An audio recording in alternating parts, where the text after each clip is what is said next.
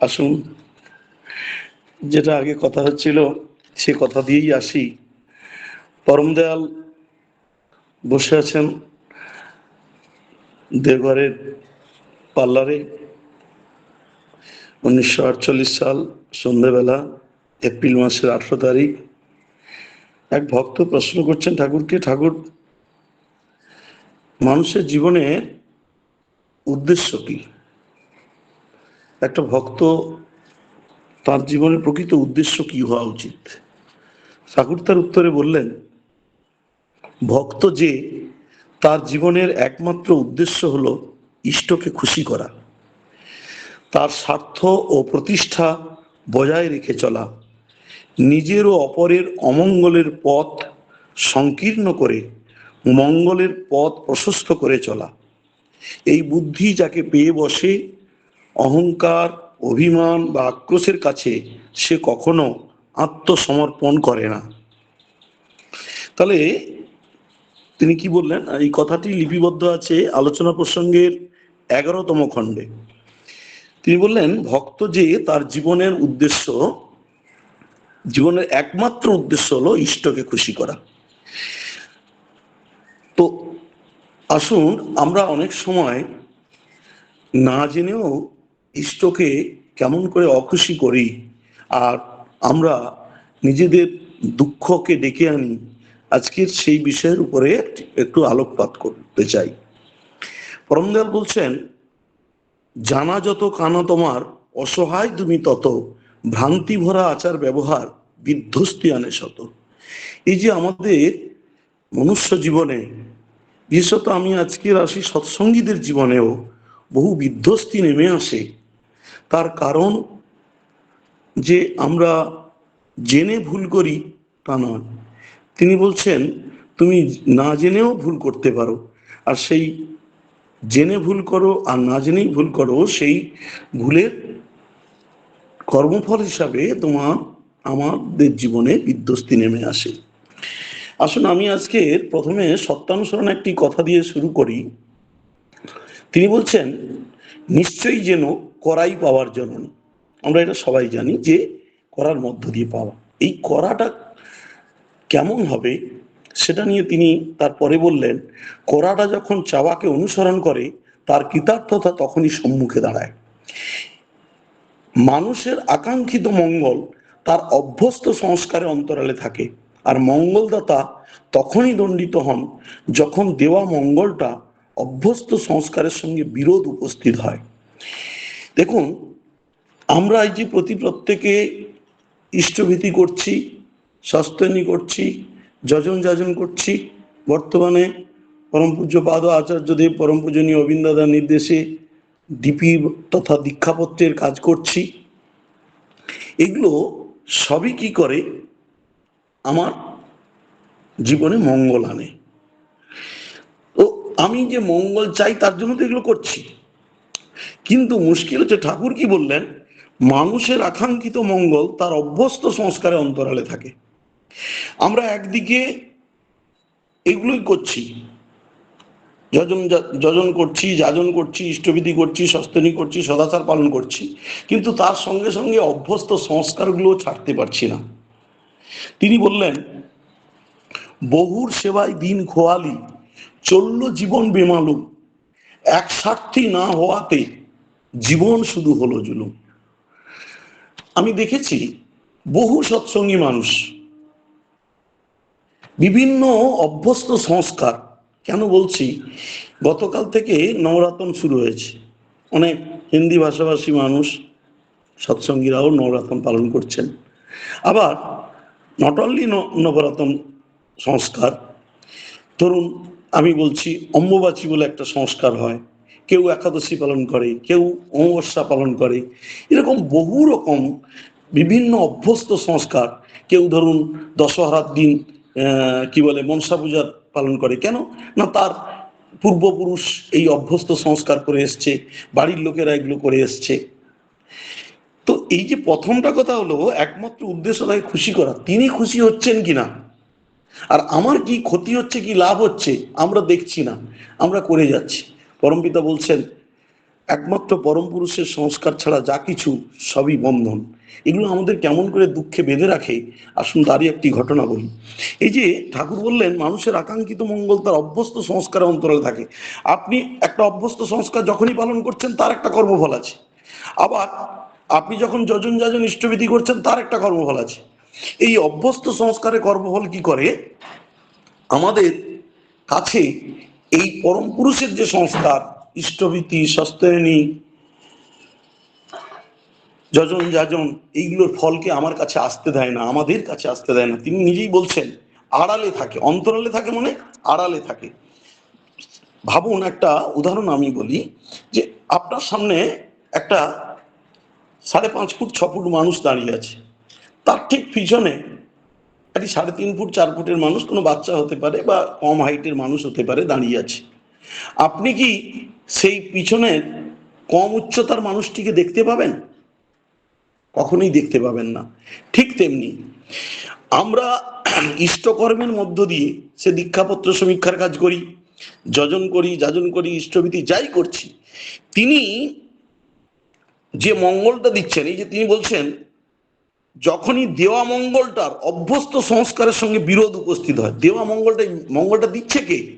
মঙ্গলময়, মঙ্গল দাতা। এই মঙ্গল দাতা, আমরা আমরা যে মঙ্গলের কর্মগুলো করলাম, সেই মঙ্গল দাতা মঙ্গলটা দিলেন, কিন্তু আমি আবার তার সঙ্গে অভ্যস্ত সংস্কার পালন করছি। সেই মঙ্গলটা এসে, মঙ্গলটা যখন আমার কাছে আসছে, অভ্যস্ত সংস্কার আমার পাশে এসে দাঁড়িয়ে আছে, যেটা অদৃশ্যভাবে আমরা দেখতে পাচ্ছি না। তিনি কি বলছেন? অভ্যস্ত সংস্কারের সঙ্গে লড়াই বাঁধে, দুজন যুদ্ধ করছে। যুদ্ধ করতে করতে কি হলো? দুটো কর্মফলই নষ্ট হয়ে গেল। অভ্যস্ত সংস্কারও গেল, আর ঠাকুর যে আমাকে কর্মফল দিলেন সেটাও নষ্ট হয়ে গেল। ফলে কি হচ্ছে? ঠাকুর কি বলছেন? তাই আমি আর মঙ্গলটা অনুভব করতে পারলাম না, মঙ্গল আমার কাছে এলো না। তাই তিনি বলছেন, তাই প্রেরিত পুরুষ স্বদেশে কুৎসামণ্ডিত হন। নিজের দেশের মানুষ তাঁর এই এটাকে মানে যে আসল, তিনি বলছেন যে আমি যেটুকু তোমাকে দিচ্ছি তার বাইরে তোমার কিছুই প্রয়োজন নেই, তুমি এক স্বার্থী হও। সেটা আমরা না হওয়ার ফলে কি হচ্ছে? আমরা প্রকৃত মঙ্গলটা পাচ্ছি না। আর সেই জন্য লোকে বলছে, এই দেখো না, এই তো এত যজন যাজন করে, এত ইষ্টভীতি করে, ঠাকুর ঠাকুর করে, এদের এত যন্ত্রণা, এদের এত কষ্ট, এদের এত দুঃখ। মানুষ দোষ দেয় ঠাকুরকে, আমাদেরকে দোষ দেয় না, দোষ দেয় ঠাকুরকে। এর একটু উদাহরণ বলি। ঠাকুর তখন পাবনা হিমায়তপুরে, এই যে অভ্যস্ত সংস্কার আমরা পালন করি, তার অনেকবার তিনি এগুলো বারণ করেছেন, এবং তিনি এগুলো করলে যে কত অখুশি হন তারই একটা উদাহরণ বলছি। ঠাকুর তখন পাবনা হিমায়তপুরে, আপনারা অনেকেই জানেন, কুমিল্লার মা, যার ভালো নাম হচ্ছে হেমলতা দেবী, তো কুমিল্লার মা হেমলতা দেবী, তিনি তখন স্বামীহারা হয়ে তার সন্তানদের নিয়ে তিনি পাবনা হিমায়তপুরে আশ্রমবাসী হয়েছেন। তো তিনি বিধবা। তখনকার দিনে, কেন এখনো অনেকে অম্বুবাচীর নিয়ম পালন করে, তখনকার দিনে আরো ছিল যে বিধবাদের অম্বুবাচী পালন করতেই হবে। কিন্তু ঠাকুর কখনোই চাইতেন না এরকম অম্বুবাচী, একাদশী ইত্যাদি মানুষ পালন করুক। তাই ঠাকুর বারবার বলেছেন, কিন্তু তা সত্ত্বেও একবার এই হেমলতা দেবী তথা কুমিল্লার মা এবং আরো অন্যান্য আশ্রমিক মায়েরা, তারা অম্বুবাচী পালন করছেন। অম্বুবাচী পালন করছেন অর্থাৎ তারা ফল টল খেয়ে আছেন। তারা চাল বা চালের কোনো জিনিস, চাল জাতীয় জিনিস, চাল বা চালের থেকে উৎপন্ন কোনো জিনিস তারা খাচ্ছেন না। কেন না? চাল বা চালের থেকে উৎপন্ন জিনিস খেলে অম্বুবাচীর ব্রত নষ্ট হয়ে যাবে। 3 দিনের দিন, যেদিন অম্বুবাচীর 3 দিনের দিন, ঠাকুর এসে দুপুরে বিশ্রামের পর বসেছেন। তখন মায়েরা একে একে তার সামনে এসে বসেছেন। এই কুমিল্লার মা সহ যারা যারা অম্বুবাচী করছে, এইরকম 5-7 জন 8 জন মা সেখানে এসে ঠাকুরের সামনে বসেছেন। তারপর এক ভক্ত ঠাকুরের কাছে এলেন। ঠাকুর তাকে বললেন, তাকে নির্দেশ দিলেন, এই যাও তো, কিছুটা চিড়ে, মুড়কি, দই এগুলো নিয়ে আসো। তো সেই দাদা চলে গেলেন। তিনি একটা পাত্রে করে চিড়ে, মুড়কি, দই এগুলো সব আনলেন, মিষ্টান্ন। তো ঠাকুরের হাত ধুইয়ে দেওয়া হলো। সেই দাদাকে ঠাকুর নির্দেশ দিলেন ওটাকে ভালো করে মাখতে। সেই দাদা মাখলেন। ঠাকুর হাত ধুয়ের পর সেই থেকে এক মণ্ড ওই চিড়ে, মুরকি, দই, খই, হ্যাঁ আরেকটি ভুলে যাচ্ছি, খই, এগুলো সব নিয়ে মেখে তিনি কুমিল্লার মার দিকে প্রথমে তাকালেন। তাকিয়ে বলছেন, কুমিল্লার মা এই নাও, এটা খাও। তো কুমিল্লার মা হাত বাড়াচ্ছেন না, কারণ তিনি দেখছেন ওতে চিড়ে আছে, ওতে খই আছে, তার মানে এগুলো চালের জিনিস, এটা খেলে আমার অম্বুবাচী ব্রত নষ্ট হয়ে যাবে। তারপর তিনি একে একে সেখানে যত মায়েরা অম্বুবাচী পালন করছেন, এরকম মায়েরা 7-8 জন 10 জন বসে আছেন, তিনি প্রত্যেকের দিকে একে একে হাত বাড়িয়ে বলছেন, তোমরা নাও, এটা খাও, তোমরা নাও, আমি দিচ্ছি, এটা খাও। কিন্তু কেউ আর হাত বাড়াচ্ছেন না, সবাই ভয়ে সিটিয়ে আছে, তার অম্বুবাচী ব্রত নষ্ট হয়ে যাবে। তারপর ঠাকুর আস্তে আস্তে তার মনটা দুঃখে ভরে গেল। সেই দুঃখর মনে তিনি অখুশি মনে তার মুখমণ্ডল একেবারে ভারাক্রান্ত হয়ে গেল। তিনি এমন তার মনের অবস্থা, তার মুখমণ্ডলে ছড়িয়ে পড়ল সেই দুঃখের ভাব। কুমিল্লার মা লিখছেন যে আমি আর তার সেই করুণ মুখের করুণ অবস্থা, তার মুখমণ্ডলের ওই করুণ অবস্থা দেখে আমি আর থাকতে পারলাম না। আমি হাত বাড়িয়ে বললাম, ঠাকুর আপনি আমায় দিন। ঠাকুর কুমিল্লার মার হাতে দিলেন। কুমিল্লার মা সেটা গ্রহণ করলো। আস্তে আস্তে ওখানে যত অম্বুবাচী ব্রত করা মায়েরা ছিল তারা সবাই হাত বাড়িয়ে ঠাকুরের হাত থেকে সেই চিড়ে, খই, দই মাখানো এটা নিলেন, গ্রহণ করলেন। কুমিল্লার মা লিখছেন, তারপর থেকে আমরা আর কোনোদিন, হ্যাঁ তারপর তিনি লিখছেন যে ঠাকুরের মুখে, তার মুখমণ্ডলে কি খুশি, কি তৃপ্তির ভাব ফুটে উঠল। যে মুখটা একটু আগে করুণ ভাবে, মানে তার মুখে দুঃখ, অখুশির ভাব একটা ফুটে উঠেছিল, সেটা একটা খুশির ভাবে, আনন্দের ভাব ফুটে উঠল। তারপর থেকে আমরা আর কোনোদিন আশ্রমে অম্বুবাচী বা একাদশী কেউ কোনোদিন পালন করিনি। তাহলে এই যে এটা পাবেন কোথায়? দুই মায়ের আলেখ্য, সৎসঙ্গ পাবলিশার্স, বাইরের কোনো বই নয়, সৎসঙ্গ পাবলিশার্সে এই বইটি পাবেন। শ্রী ঠাকুরের নির্দেশে কুমিল্লার মা তার জীবনের এই ঘটনাগুলো লিখে রেখে গেছেন। ঠাকুর তাকে নির্দেশ দিয়েছিলেন, তুমি তোমার জীবনের ঘটনাগুলি লিখে রাখো। সেটা পরবর্তীকালে আচার্যদেবের নির্দেশে পাবলিশার্স গ্রহণ করেছেন এবং এখন সৎসঙ্গ পাবলিশার্স থেকে প্রচারিত হয়, দুই মায়ের আলেখ্য। তাহলে এই যে ঘটনা থেকে আমরা কি বুঝতে পারি? যে যখন আমি অভ্যস্ত সংস্কার পালন করছি তখন ঠাকুর অখুশি হচ্ছেন। কারণ একটাই, কারণ হচ্ছে আমার জীবনে তিনি যে মঙ্গলটা পাঠাচ্ছেন ইষ্টভীতি করার জন্য, তিনি যে মঙ্গলটা পাঠাচ্ছেন সস্তনী করার জন্য, তিনি যে মঙ্গলটা পাঠাচ্ছেন ইষ্টকর্ম করার জন্য, তিনি যে মঙ্গলটা পাঠাচ্ছেন দীক্ষাপত্রের কাজ করার জন্য, সমস্ত মঙ্গলটা আটকে যাচ্ছে কার কাছে? না এই অভ্যস্ত সংস্কার আগে এসে আমাকে ঘিরে ধরে রেখেছে, এবং তারা সেই অভ্যস্ত সংস্কারের কর্মফল আমার এই মঙ্গলদাতা দেওয়া কর্মফলের সঙ্গে লড়াই করছে, আমার কাজ পর্যন্ত পৌঁছতে দিচ্ছে না। ফলে কি হচ্ছে? আমরা যেই দুঃখ সেই দুঃখতে যাচ্ছি। এর ফলে কি হয়? ঠাকুর বলছেন, প্রকৃতি তাদের ধিক্কার করে যারা নাকি প্রত্যক্ষকে অবজ্ঞা অগ্রাহ্য করে পরোক্ষকে আলিঙ্গন করে। আমার কাছে আজকে পুরুষোত্তম রাম, পুরুষোত্তম ভগবান শ্রীকৃষ্ণ, পুরুষোত্তম রামকৃষ্ণ, পুরুষোত্তম মহাপ্রভু, সবই পুরুষোত্তম, কিন্তু প্রত্যক্ষ পুরুষোত্তম হচ্ছেন ঠাকুর অনুকূল চন্দ্র। আমি যখন তাকে অবজ্ঞা করে, তাকে অগ্রাহ্য করে, সেই পরোক্ষ দেওয়া বিধি বিধান নিয়ম সমাজের অভ্যস্ত সংস্কার এগুলোকে যখন আলিঙ্গন করি, তখন তিনি কি বলছেন?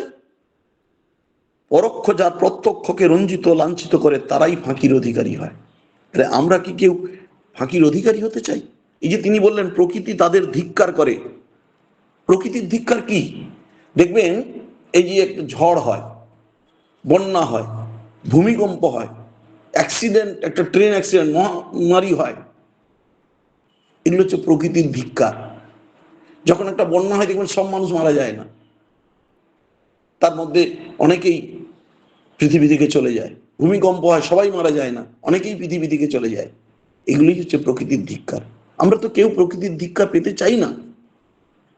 তাই আসুন আমরা আজ থেকে একসাথী হওয়ার চেষ্টা করি। সংস্কার যদি পালন করতে হয় তারই সংস্কার পালন করি। কারণ যদি আমি পরম পুরুষের সংস্কার ছাড়া আর যে কোনো সংস্কার পালন করব, সেই সংস্কার আমাকে কিন্তু দুঃখের বাঁধনে বেঁধে ফেলবে, কষ্টের বাঁধনে বেঁধে ফেলবে, যন্ত্রণার বাঁধনে বেঁধে ফেলবে। ঠাকুর তাই আবার বলছি তার বাণী, তিনি বলছেন যে বহুর সেবায় দিন খোয়ালি, চলল জীবন বেমালুম, এক স্বার্থী না হওয়াতে জীবন শুধু হলো জুলুম। আসুন জীবনটাকে আর জুলুম করবেন না, আর যন্ত্রণাদায়ক করবেন না। যাকে ধরেছেন তাকে নিয়ে বিশ্বাস করে, ভরসা করে, সমস্ত সংস্কারকে অতিক্রম করে কোন কথাটা আমরা বিশ্বাস করি? আমরা যদি বিশ্বাস করি সব দেবতার সমাহারী পুরুষোত্তমের সৃষ্টি, সহজ মানুষ নররূপে করেন ধৃতি বৃষ্টি। আপনি আপনার পূর্বপুরুষ দশহরার দিন মনসা পুজো করতেন, তাহলে আপনি ওই বাণীটা কি বিশ্বাস করলেন? আপনি ওই মনসা পূজার দিন ঠাকুর অনুকূল চন্দ্রের পূজা করুন না।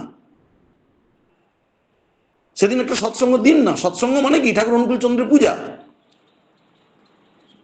বিশাল করে বড় অনেক করে আয়োজন না করে আপনি তার চরণে পুষ্প দিন, তাকে ফুলমালা দিয়ে সজ্জিত করুন, তার চরণে ভোগ রাগ নিবেদন করুন, 5টা গুরু ভাইকে ডেকে একটু গান কীর্তন আলাপ আলোচনা করুন। তাই তো আপনার মনসা পূজা হয়ে যাচ্ছে। কেন? মা মনসা তো তার মধ্যেই আছেন। লক্ষ্মী পূজা আপনি ছাড়তে পারছেন না, তার মধ্যে আপনি কি বিশ্বাস করলেন? যে সব দেবতার সমাহারী পুরুষোত্তমের সৃষ্টি। আপনি তো বিশ্বাস আর মন আর মুখ এক না হলে ধর্মরাজ্যে ঢোকবার অধিকার জন্মায় না। আপনি মনে মুখে বলছেন সব দেবতার সমাহারী, আর মনে মনে ভাবছেন যে না না বাবা, ওই লক্ষ্মী দেবতা আলাদা রুষ্ট হয়ে যাবে, ওই কি বলে মা মনসা রুষ্ট হয়ে যাবে। তাই আসুন, ঠাকুর বলছেন কথাই শোনে কাজ করে না, অধম তাদের ইষ্টে টান, আলসে বেকুব বাগ বিলাসী, নেহাত তারাই ব্যর্থ প্রাণ। আমরা কেউ ব্যর্থ হতে চাই না। আমরা যেটা শুনছি, তিনি যেটা বলছেন যে তাকে খুশি করতে গেলে অভ্যস্ত সংস্কারকে ত্যাগ করতে হবে। আর যে বাণীটা প্রথমে বলেছিলাম, তিনি বলছেন নিজেরও অপরের অমঙ্গলের পথ সংকীর্ণ করে মঙ্গলের পথ প্রশস্ত করে চলা। আমি এই যে অমঙ্গলের পথ সংকীর্ণ করার জন্য আজকে এই ইষ্ট প্রসঙ্গটা করার চেষ্টা করলাম। এবারে আসি যে আমরা বিভিন্ন গুরু ভাইরা আমরা যজন যাজন ইষ্টভীতি পালন করি, কিন্তু সস্তৈনী সদাচার পালন করতে আমাদের অনেকের এখনো অনীহা। ঠাকুর বলছেন যত ব্রত করিস না তুই সেরা সস্তেয়নী, করতে করতেই দেখতে পাবি উন্নয়নের খনি। আমরা উন্নতি চাই, আমরা ভালো থাকতে চাই, কিন্তু আমরা তার বিধান যে পঞ্চনীতিটাই আমাদের জন্য, সেটা অনেকে এখনো বুঝে উঠতে পারি না। তিনি বলছেন বিধির বিধান মানবে তুমি যতখানি বা যতটুকু, কেটে ছেটে পাবে তুমি ততখানি বা ততটুকু। তো আমরা যদি বিধির বিধান বা নিয়মের সবটাই পালন করি, তবে আমরা সব ফলটাই পাবো। পৃথিবীতে যে ত্রিতাপ জ্বালা আছে, দাদা আমি চিকিৎসা জগতে আছি, তাছাড়া ঠাকুর অনুকূলচন্দ্রের অপার করুণায়, পরম পিতার অপার করুণায় আমি ভারতবর্ষের বিভিন্ন জায়গা বিভিন্ন স্থানে ঘুরতে ঘুরতেই যে রোগ যন্ত্রণার কষ্ট দেখি সৎসঙ্গীদের মধ্যে, বাইরের লোককে দেখে আমার অত কষ্ট হয় না, সৎসঙ্গীদের মধ্যে এত রোগ যন্ত্রণা দেখলে এত কষ্ট হয়। হে দয়াল, তুমি এলে, তুমি আচার্য পরম্পরায় এত লীলা করলে, এত লীলা করে যাচ্ছ, তবু মানুষ কেন বুঝছে না, কেন বুঝতে চাইছে না যে তিনি যে পথ দিয়েছেন তার থেকে সেরা পথ আর হতেই পারে না। তো এই যে ত্রিতাপ জ্বালার একটা জ্বালা হচ্ছে রোগ জ্বালা বা অসুখ বেসুখের জ্বালা।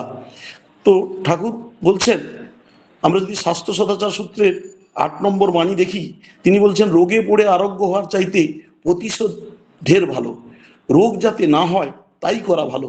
তা শুধু রোগে নয়, অকল্যাণকর যা কিছু তার বেলাতেও।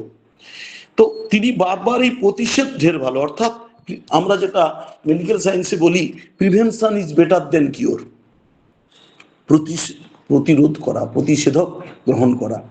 তো ঠাকুর যা যা বলছেন সেগুলো কিন্তু রোগটা না হতে দেওয়ার জন্য। কারণ রোগ হলে তার জন্য চিকিৎসা করতেই হবে। বহু মানুষ আমাকে, আমার এই হয়েছে, আমার ওই হয়েছে, আমার হয়েছে। দেখুন, রোগ যখন হবে আপনাকে চিকিৎসা করতে হবে। ঠাকুর অনুকূলচন্দ্র চেষ্টা করেছেন বারবার রোগটা না আপনার যাতে হয় তার জন্য। প্রথমে আমাদেরকে কি করতে হবে?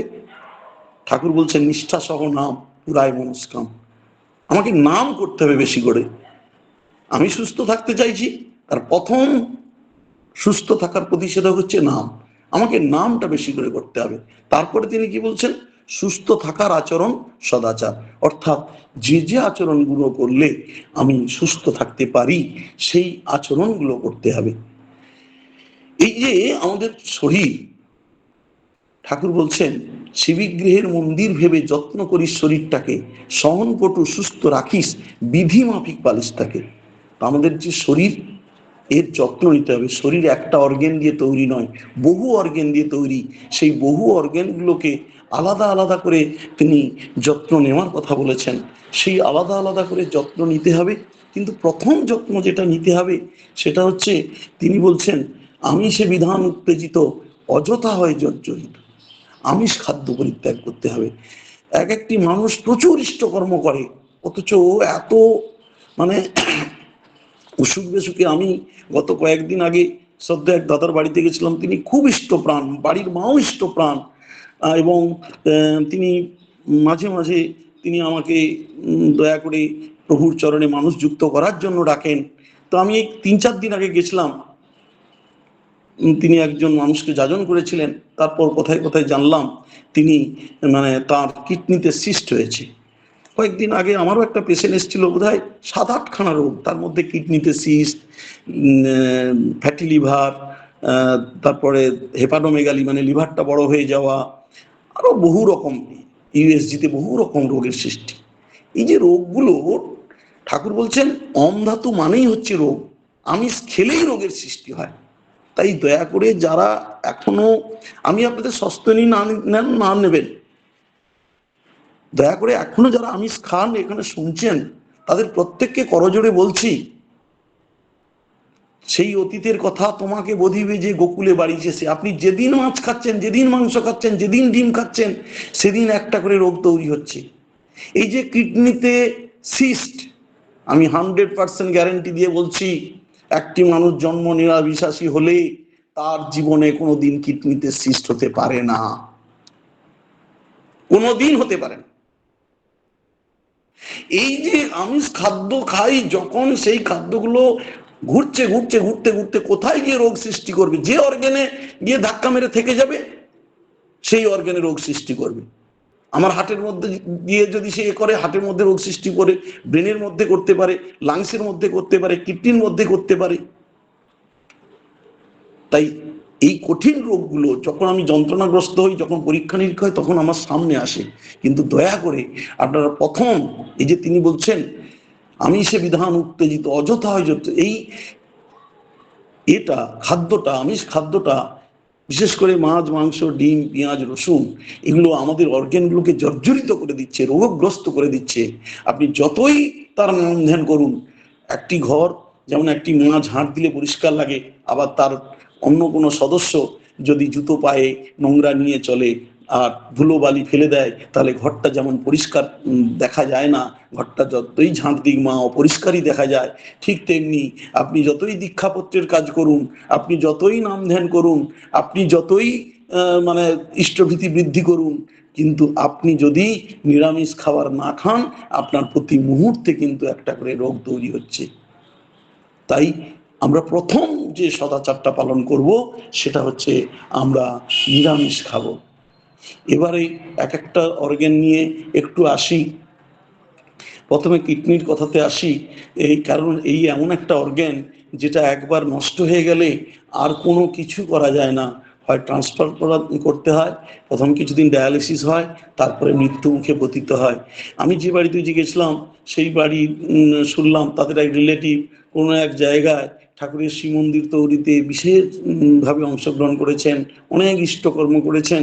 এখন তিনি মানে কিডনি সংক্রান্ত রোগে আক্রান্ত হয়ে বিছানায় শয্যাশায়ী। আমি কাউকে করছি না, আমি শুধু না জানা কথাটাই বলছি।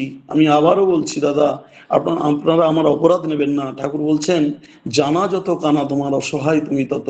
আমরা সব করছি, কিন্তু আমার এই যে কথাটা, ঠাকুরের যেই কথাটা আমরা গুরুত্ব দিচ্ছি না। কি বলছেন তিনি? শিবিগৃহের মন্দির ভেবে যত্ন করি শরীরটাকে। আমি প্রশ্ন করি গুরু ভাইদের, আপনি তো সস্তনি নিয়েছেন, আপনি কিডনির কি যত্ন নিয়েছেন? আপনি কি ভাবেন নিরামিষ খেলে আর ওই সস্তনির অর্ঘ্য নিবেদন করলে আপনার সস্তনি পালন হয়? ঠাকুর বলছেন, সস্তনীর পঞ্চনীতি যেটি পালন করছো না, সেইটিই যেন বিপাক পথে আনতে পারে লাঞ্ছনা। আমি আমার যে কটা মিনিট সময় আছে, আপনাদের প্রতি প্রত্যেককে দয়া করে দুটি তিনটে সদাচারের কথা বলি এবং অর্গ্যানগুলোর যত্ন নেওয়ার কথা বলি, জীবনের শেষ প্রান্তে এই কষ্ট থেকে মুক্তি পাওয়ার কথা বলি। প্রথমেই আসি কিডনি। কিডনিকে রক্ষা করবেন কি করে? আবার বলছি, নিরামিষ না খেলে আমি আমার কোনো কথার গুরুত্ব বা গ্যারেন্টি দিতে পারবো না, কিন্তু নিরামিষ যদি খান, আমি যে প্রসেসগুলো দিচ্ছি, আপনি আজকের আলট্রাসোনোগ্রাফি করে দেখে নিন। আপনার আলট্রাসোনোগ্রাফিতে যদি কিডনি পুরো সুস্থ থাকে, আমি আজ যে সদাচারগুলো বলছি, আপনি জীবনের শেষ দিন পর্যন্ত আপনার কিডনি সুস্থ রেখে আপনি এবারের লীলা শেষ করতে পারবেন। প্রথম, শেওড়া গাছের পাতা। শেওড়া গাছের পাতা ভালো করে ধুয়ে নেবেন, পরিষ্কার পরিচ্ছন্ন করে ধুয়ে রাত্রে বেশ কিছুটা শেওড়া গাছের পাতা, কমসে কম ধরুন 20-50টা পাতা আপনি রাত্রে আধ গ্লাস জলে ভিজিয়ে দিলেন। সকালে উঠে থানকুনি পাতা জল খাওয়ার পর আপনার ওই মানে টিফিন খাওয়ার আগে ভালো করে চটকে ছেঁকে সেই জলটা খাবেন। ধরুন বাড়ির 4 জন, তো 4 জন 5 জন, তার মানে অ্যাপ্রক্স 200টা পাতা, মানে কত হবে? 50 গ্রাম মতো পাতা। এবার গুনে নিতে হবে, বেশ কিছুটা পাতা হলেই হলো। সেই পাতাটা ভিজিয়ে দেবেন। সকালে ওই থানকুনি পাতা জল খাওয়ার পর চটকে ছেঁকে সেই জলটা আধ গ্লাস করে সবাই খেয়ে নিলেন। আপনি বেশি কিছু দরকার নেই, মাসে একটা দিন করুন। আর কি করবেন? কুলত্থ কলাই। কুলত্থ কলাইয়ের জলটা মাসে ওই রকম 1 দিন বা 2 দিন ভিজিয়ে খান। আমরা অনেক সময় নিরামিষ খাই, তাদেরও কিডনিতে স্টোন হয়। কেন জানেন? এমন কিছু খাবার আমরা খাই যে খাবারে ইউরিক অ্যাসিডের পরিমাণটা বেশি থাকে, সেই ইউরিক অ্যাসিড থেকে স্টোন ফর্মেশন হয়। এছাড়া অনেক কারণে হয়। তো নিরামিষ অ্যাসিডের ইউরিক অ্যাসিডের স্টোনটাই বেশি ফর্মেশন হয়। এই কুলত্থ কলাই কি করে? আপনার কিডনিটাকে ঝাঁট দিয়ে পরিষ্কার করে। সে ওখানে যে ইউরিক অ্যাসিডটা একটু একটু করে জমে স্টোন ফর্মেশন, মানে পাথর গঠিত হয়, সেই পাথরটাকে গঠিত হতে দেয় না, ভেঙে টুকরো করে বের করে দেয়। আরো একটা কথা বলি, যদি কারুর কোনো গুরু ভাই দেখছেন স্টোন ফর্মেশন হয়ে গেছে 2 mm টু 3 mm, তার আলট্রাসোনোগ্রাফি রিপোর্টে দেখাচ্ছে, কোনো ভাবনার কিচ্ছু নেই, কোনো চিন্তা নেই। আপনি নিরামিষ খান, এক নাগাড়ে 3 মাস কুলত্থ কলাই সকালবেলা রাত্রে ভেজান, সকালে খান।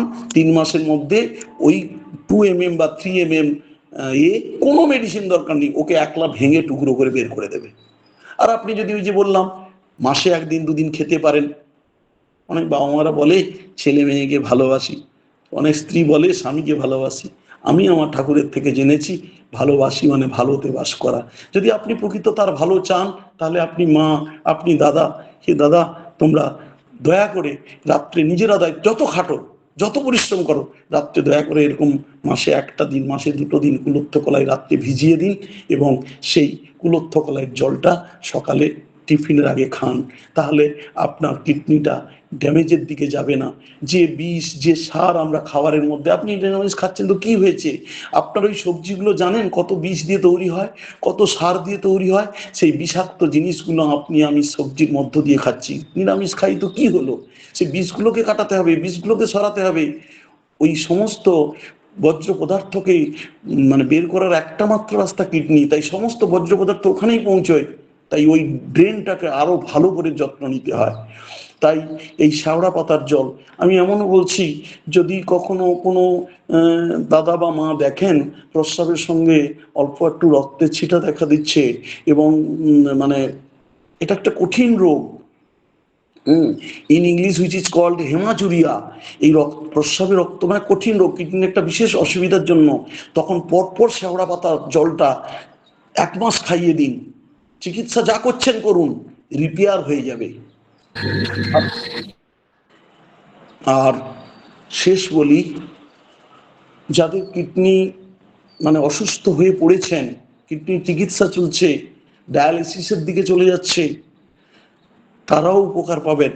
অসত্য গাছ জানেন তো, এগুলো প্রকৃতির চিকিৎসা।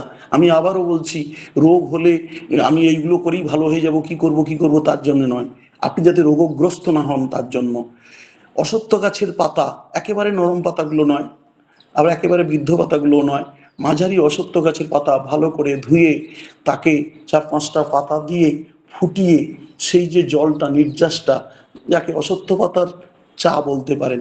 অথবা আপনি এমন জায়গায় থাকেন যেখানে রোজ অসত্য পাতা পাবেন না, একদিন বেশি করে কালেকশন করে মানে সংগ্রহ করে তাকে শুকিয়ে নিন, শুকিয়ে একটা ভালো এয়ার টাইট কন্টেনারে রেখে দিন, 5-7টা অসত্য পাতা দিয়ে আপনি জল গ্রহণ করেন। এইভাবেই কিডনিটাকে যত্ন নিন, সুস্থ থাকুন। জয় গুরু, বন্দে পুরুষোত্তম।